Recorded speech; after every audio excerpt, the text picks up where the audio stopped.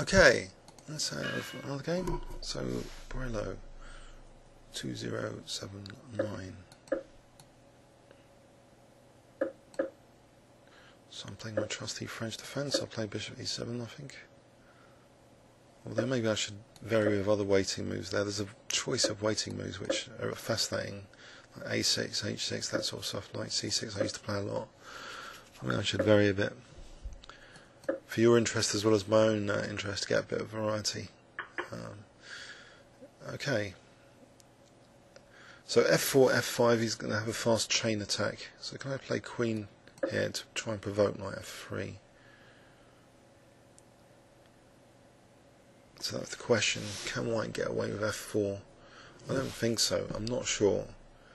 I mean, it looks as though I'm just taking on d4, and this is going to make it into a gambit. My queen ends up on d4, he moves his king, and then I'm going to have to lose time defending against f5. No, he's blocked the pawn. Okay, so can I just play this in a kind of, you know, normal way? If I castle, there's no Greek gift at the moment with bishop h7. I think I will just... I'm tempted to castle. It looks a bit dangerous though. I think it's something like queen c2, but then h6. Or f5, maybe just f5, just blocking h7, but also if he takes, then I'll liberate this problem bishop. So, okay, here, I'm daring to castle kingside. So is f6 a move to try and bite at white's centre, or is it a knight f4? But then knight takes, maybe a knight sack, takes, then e4 to come. Maybe that's worth playing.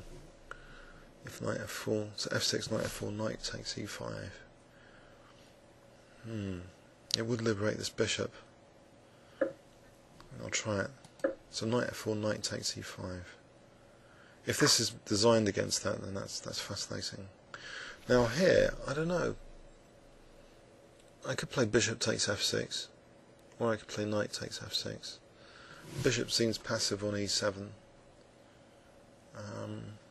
I suppose it can move later to d6. G takes f, is that out of the question, just to play e5? Without the rook on e1, it's going to take a while for e6 to be pressured from the rook, but there's knight f4. And then how do I defend f7? This knight's awkward to move.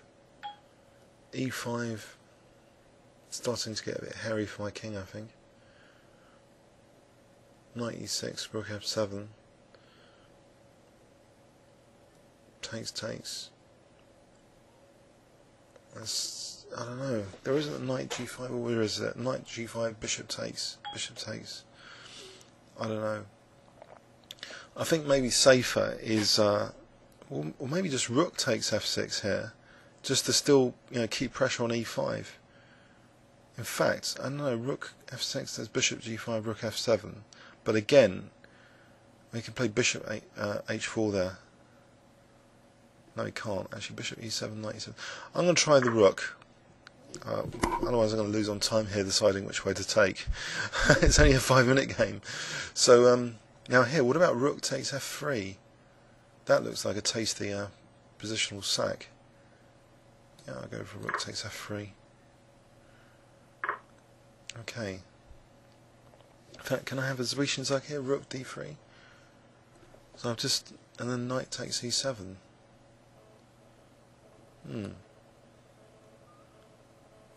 I'll try it.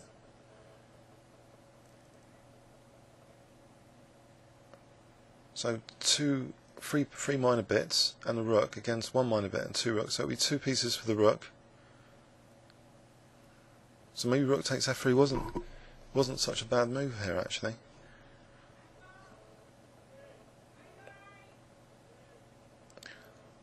So bishop c5, maybe I can just take with the knight. Takes queen a6, or I can just take the queen. Bishop takes, then rook takes f1, check, and then take.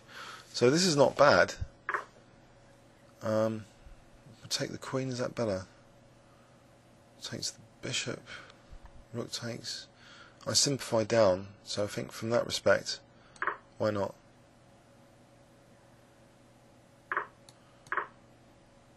Okay, so I've still got, I don't know, A takes or knight takes. Knight takes unravels the bishop, so bishop d7, and I can get the rook to f8 again. I'm just a piece up in this ending. After all that, after rook takes f3, I'm just a whole piece up. Okay, I'll protect the pawn. There's no knight d5 at the moment. Bishop's protecting the rook, knight's protecting that. Okay, knight c5 is a bit uncomfortable. I'll just move that in preparation for knight c5. Okay, just to try and discourage f5. Now I'll get my knight in myself. Maybe knight to e4. Knight b5.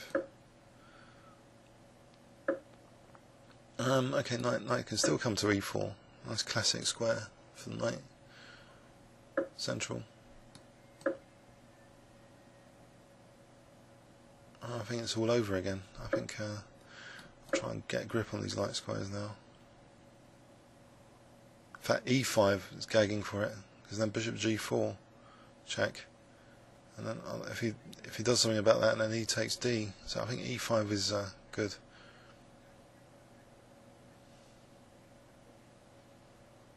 I missed my chance for e5. Oh no, e5 was just made possible by h5. What am I talking about? Right, I can get the other knight to c4, but first I'm going to seal these pawns, I think, and then knight a5 to c4. So then that leaves this bishop to do something with that. Unless I want, well, e5 is a pawn sack to do something immediately with this bishop. Or I can just hold on the sack and try and find a different method. I don't know. No, I think I'm going to give up this pawn just to get the bishop out. To g4. That's the bishop on g4 should be dangerous. Is there any okay, nothing yet I can see. No clear tactic yet. But the pieces are all great. Okay. I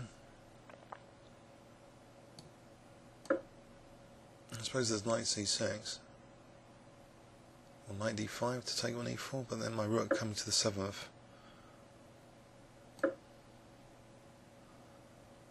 Have I underestimated this? I'm taking b2. Maybe I should just take on b2, because then c3 becomes a bit weaker. There's also knight d3.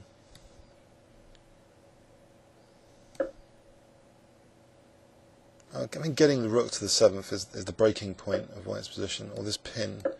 In fact, the knight can't move there. Oh,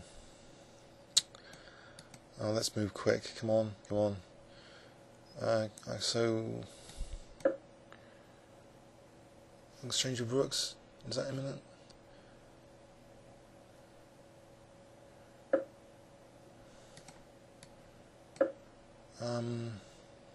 Knight 3 to g4 might be interesting. Actually, I'm winning that piece now. Rook takes b5.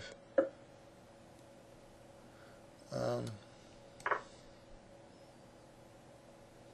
I'm just 2 pieces up in this ending.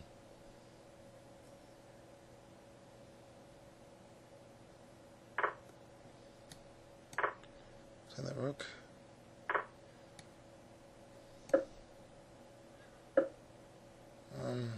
Okay, I'll blockade this pawn with my king, I think. Because otherwise knight g3, king c5, knight's stopping the king coming in. He's got b5. He's resigned. It was his 6th 5-minute game, so another provisional rated, but still kind of seems to play well. So this, I was looking at this all the time, rook f3 seems to be quite good.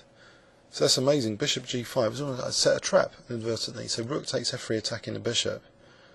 And I love these recent zigzag move. Rook takes d3 now, attacking the queen. So getting a material advantage. So that was a bit fortunate. So this ending, well, I'm just 2 pieces up. I've been 2 pieces up for ages. So yeah, comments or questions on YouTube. Thanks very much.